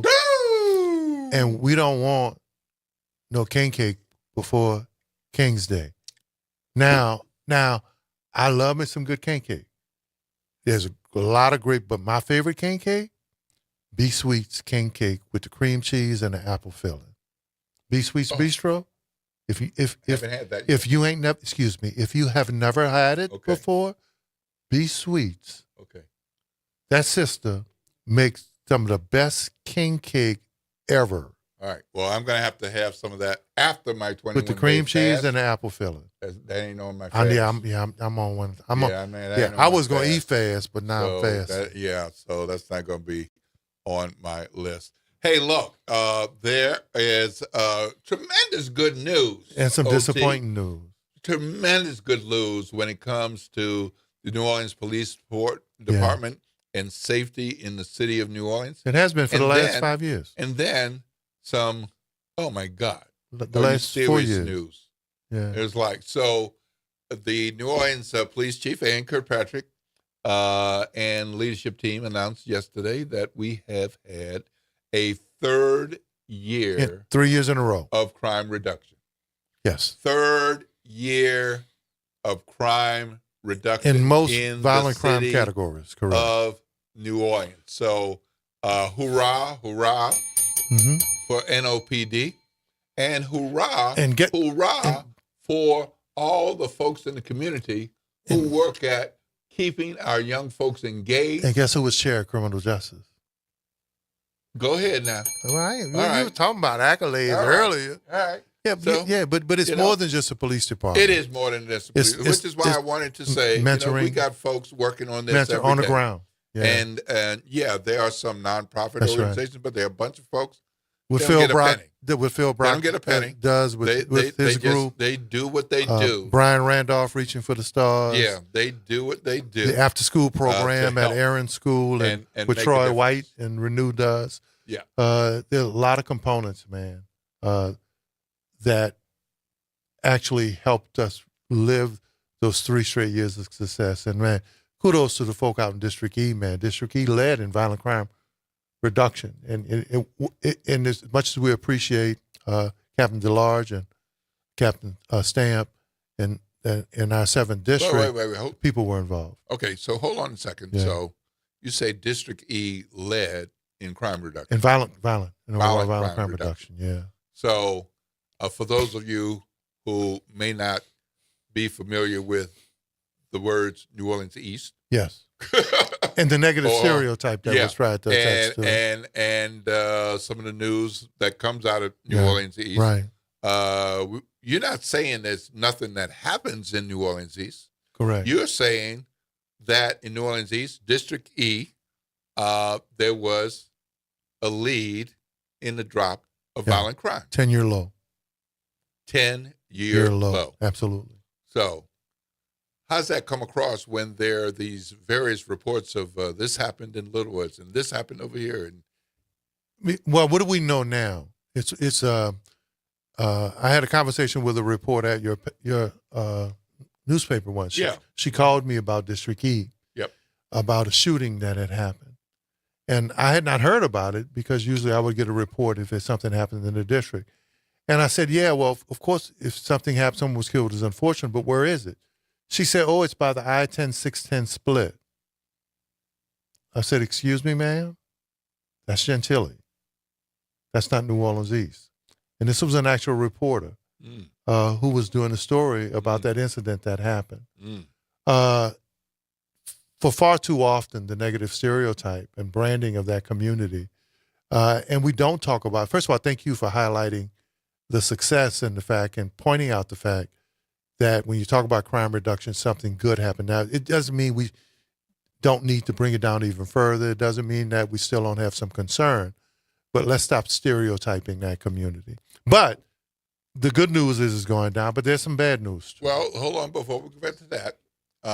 There's some hot spots, traditional hot spots. Traditional So hot spots. Let's just mention some of those because when you have crime, there's some places where there are things that happen over and over again. There's some places where Stephen Wonder could tell you where it's happening. where you can achieve reductions If you're focused in and that it's area. still bad because it was so bad. Great point. Yeah. The late Peter Dangerfield did a report on object poverty in parts of New Orleans that TCA and every leader should be proficient in that study that shows communities that were untouched or unfazed by whether it was economics or crime reduction. In New Orleans, we have several hot spots throughout the city, parts of the 17th, parts of Algiers cut off in certain areas, Bunker Hill, parts of Michoud. At one time, parts of the Upper Nine. The data isn't that bad in those areas now, and then parts of Central City and Gertown. We need to begin to focus on when there's violent crime reduction. That Dr. Celia Desang study says, how do we resource those communities that we know if the root causes don't change, they pop off again.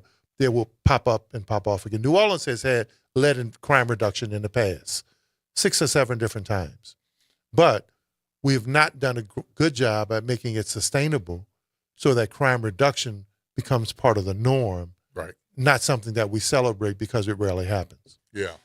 Well, unfortunately, some of the bad news that has come out And it's bad news. is that the Cantrell administration has advised the incoming Moreno administration that because of the expiration of $20 million in federal grants, that the police bonuses that were promised in 2022, I believe it was, as a part of recruiting officers Correct. and getting them to stay. The idea was that you pay Incentive package. $10,000 bonus. Correct. If you come on, train, And you stay. recruit it, you start your work, and you stay for at least 3 years. At least 3 years. We'd like you to stay for 5, You for will get your 7, for bonus. 10, but we need you to stay for at least 3 years, and you get your $10,000.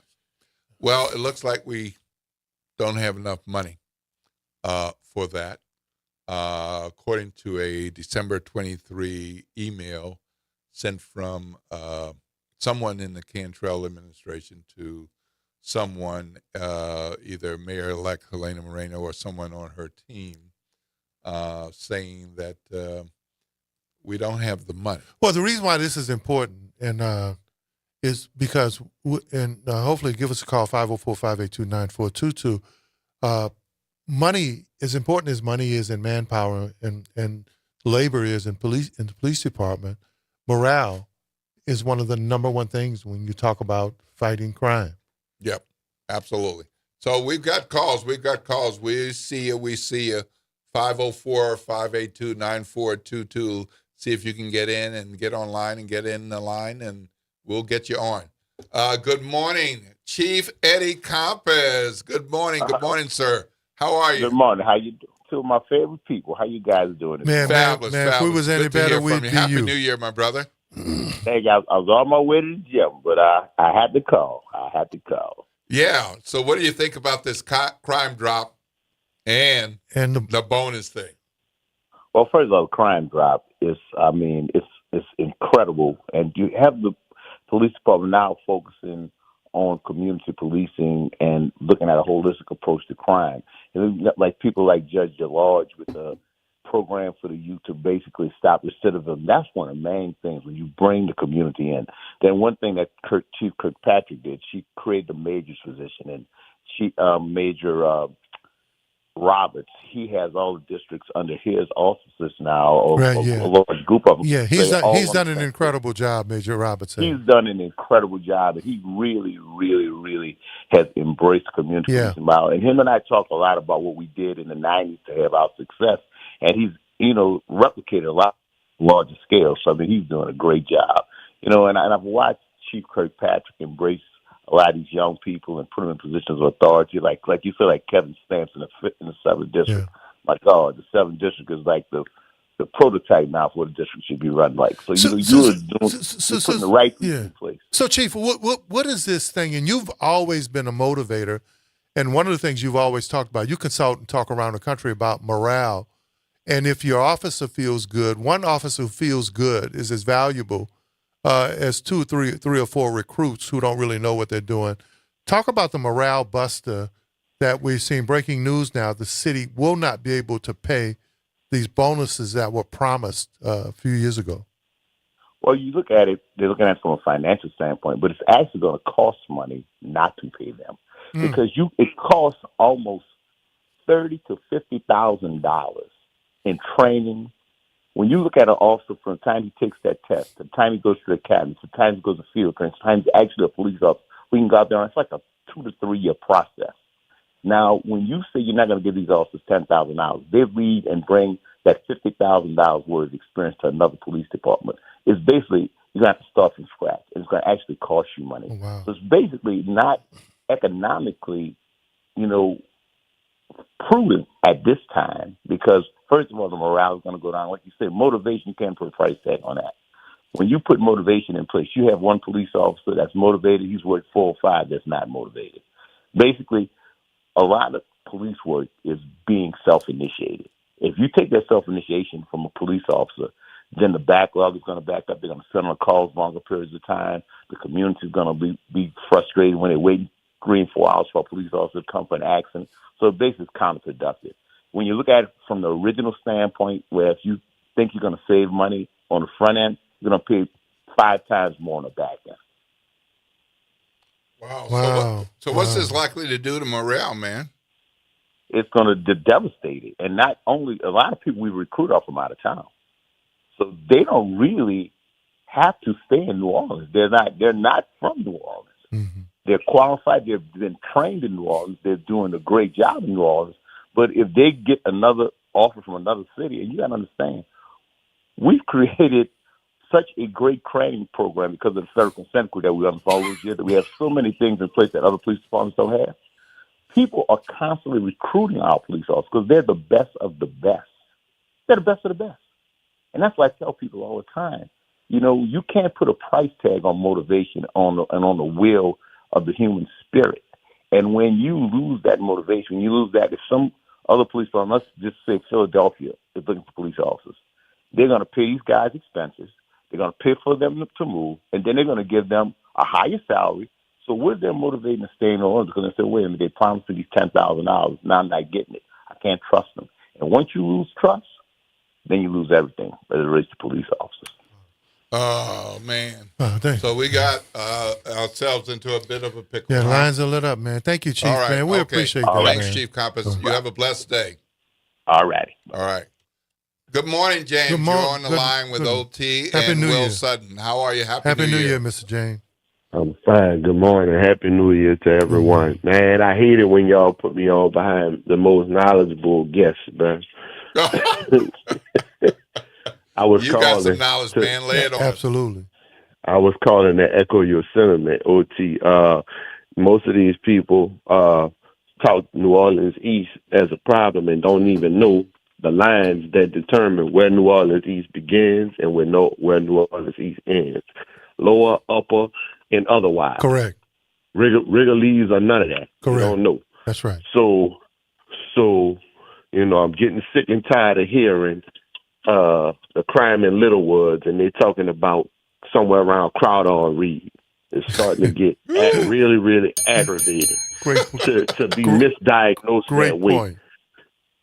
Great you know, point. And as far as what. Hey, James. As far help me out a bit. You know, you're on to something.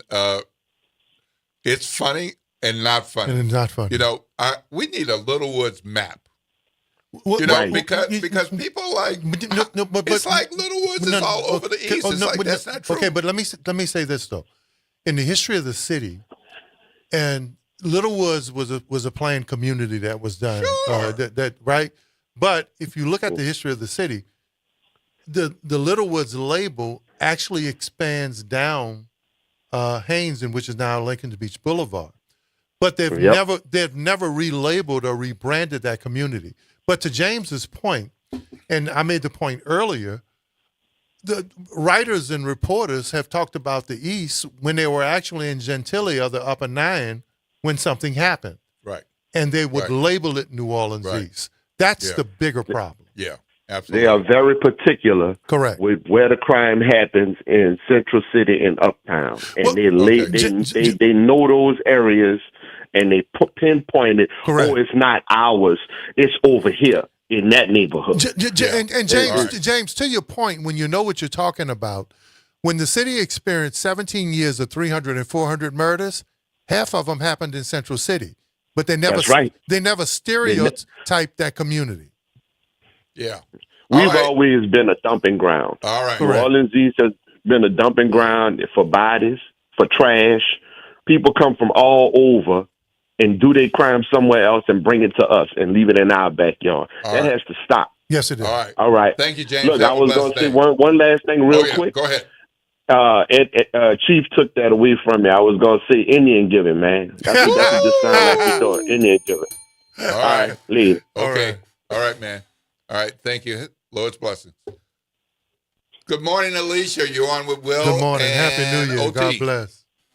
Good morning. Happy New Year. And Happy James, New Year. Stop taking my thunder, James.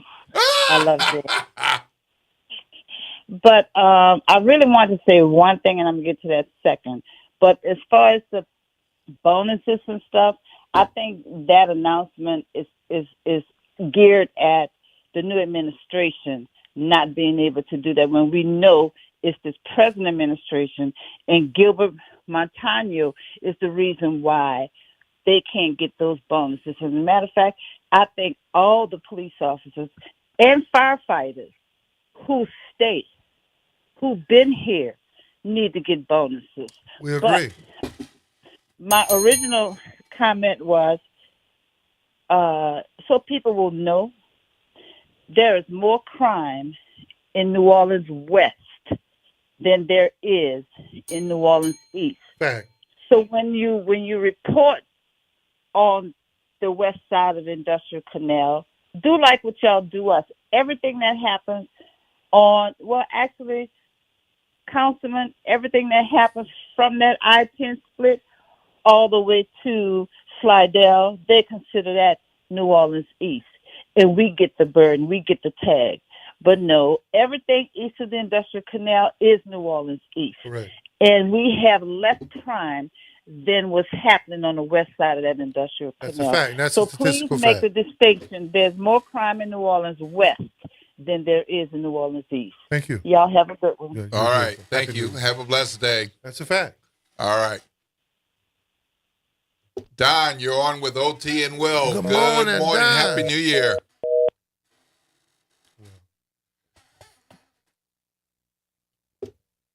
Good morning, Don. So Will, Will, you know, we're coming to the end of the show, right? Kudos with the fact that crime is going down. It's obvious that our president, our national leaders are not paying attention to crime statistics.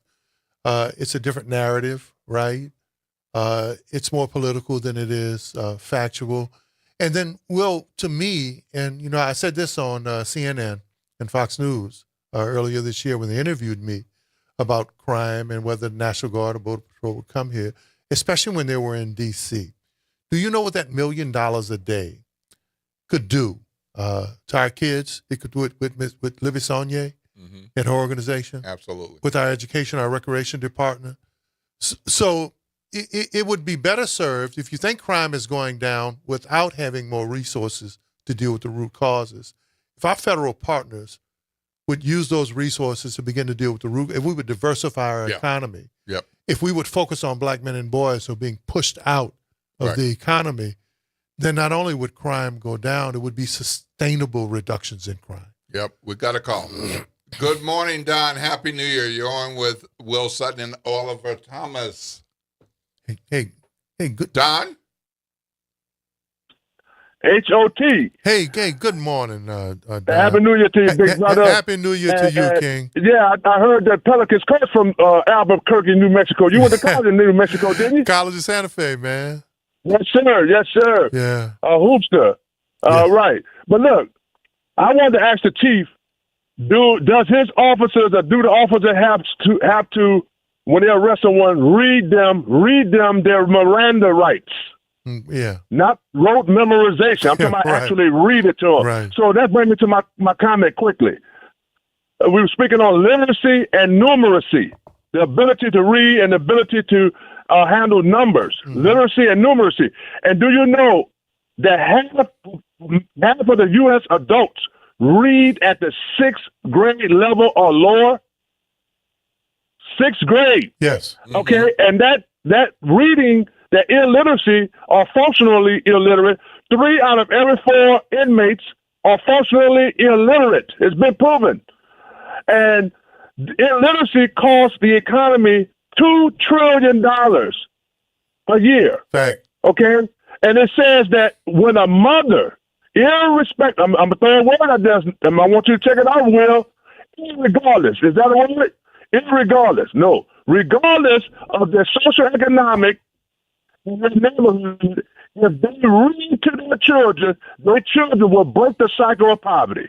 Reading is fundamental. A mind is a terrible thing to waste. I want to hear all these people talking about bonuses and stuff. And another thing, adult leadership programs are in high demand. There are extremely long waiting lists for adult leadership programs. People want to read so they can be promoted and be good citizens and contribute to the society. Hey, Don, you're muffled. You're garbled. Yeah, so, but we got your point, though. Yeah, we got you the gotta point. go. So thanks a lot. Have a blessed day. Next caller. All right.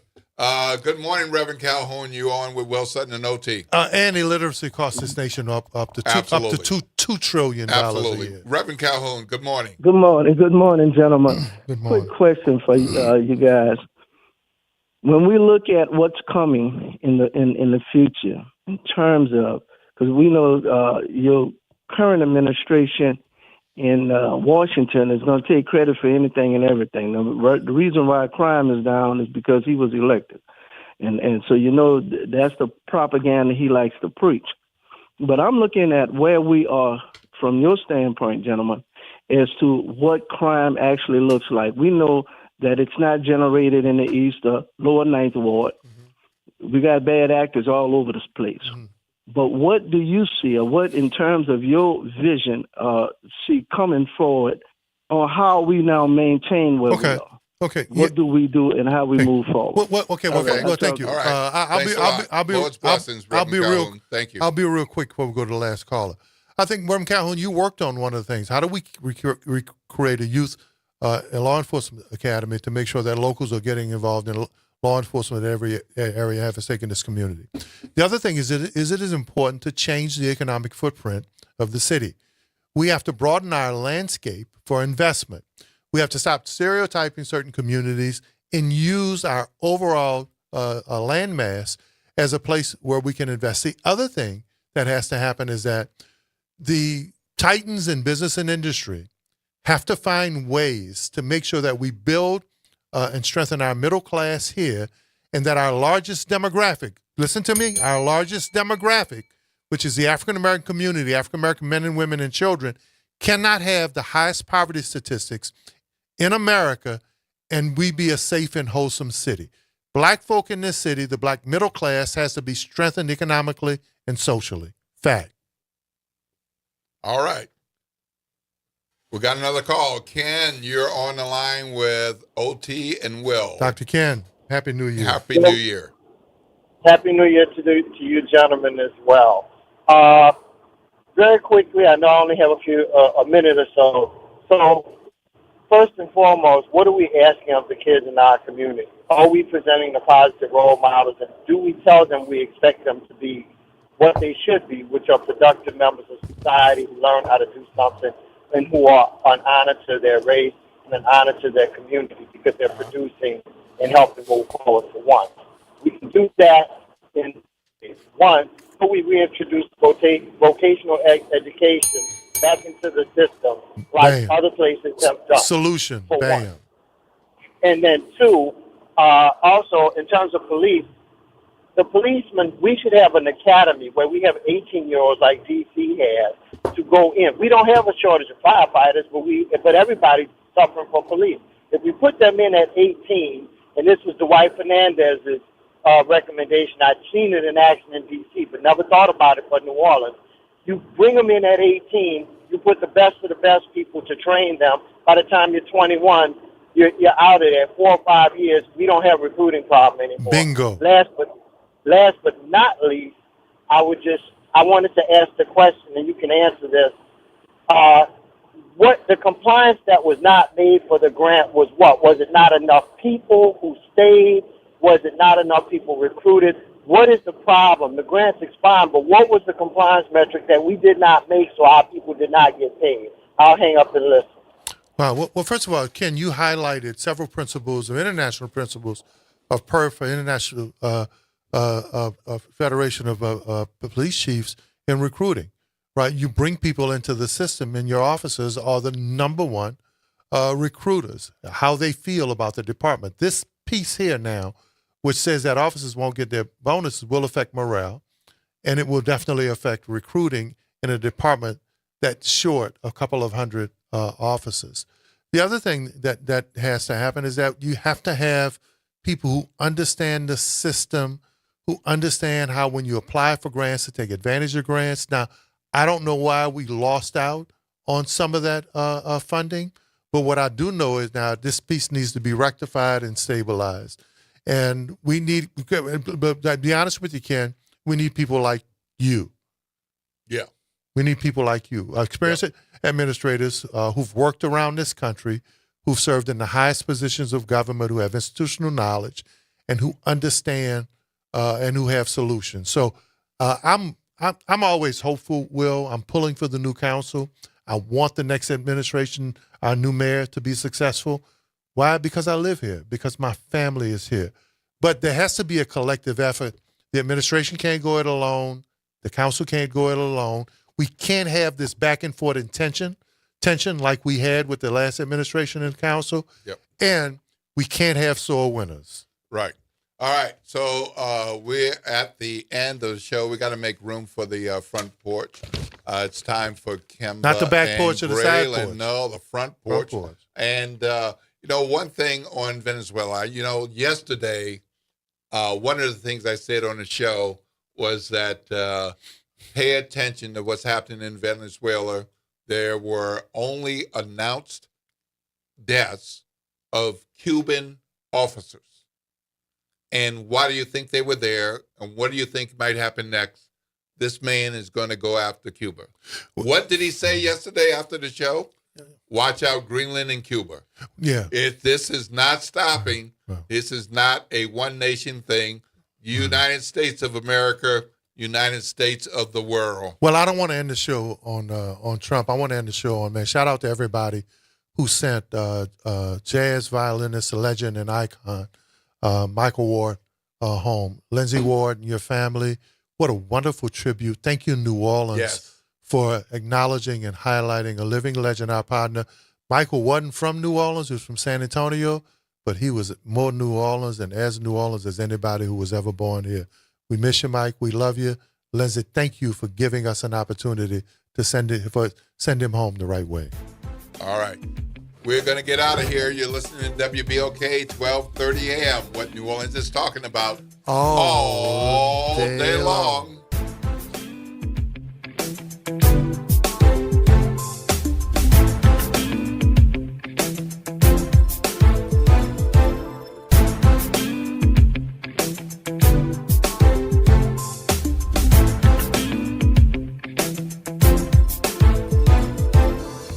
Meet Leanna, a part-time chef and full-time mom. In the past, Leanna didn't have health insurance because she didn't think she could afford it. What she didn't realize is she qualified for Medicaid. She loves the coverage and peace of mind that comes with high-quality care. The kind of care you get with Healthy Blue. This is Medicaid, and it's for more people than you think. Maybe even you. To see if you qualify, go to myhealthybluela.com. Transform your bathroom with a beautiful quality.